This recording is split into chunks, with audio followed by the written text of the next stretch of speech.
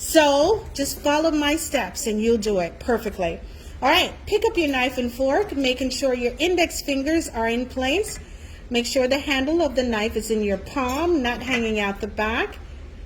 Good. Same with the knife, with the fork. Excellent. Now we're cutting.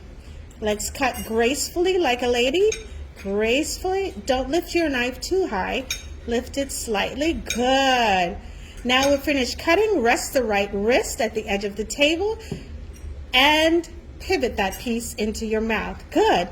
Now let's cut again. We're cutting gracefully. Good. Relax your hand with the fork. Lower your hand a bit with the fork. Yes, and we're cutting. So when you place the knife on the right, don't allow it to touch the table, okay? All right, you're finished cutting that piece. Rest the right wrist and pivot that piece in your mouth. Great. Now let's get something soft like mashed potato onto the back of your fork. Let's scoop it onto the back of the fork. Good job. Good. Rest the right wrist and pivot that into your mouth. Good. Don't let the fork go into your mouth, actually. Okay? That's only for demonstration purposes. Now let's get really tricky. Your rice. You've got to eat the rice. Turn the fork over. Yes! And place the knife between your body and the fork. Go ahead. And scoop it onto the fork. Yes! Rest the right wrist and pivot that into your mouth. Let's get some more rice.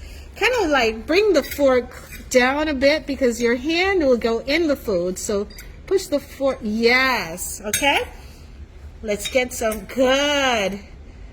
Rest the right wrist and pivot that into your mouth. Now, what's the pause position in European style? That upside down V, right?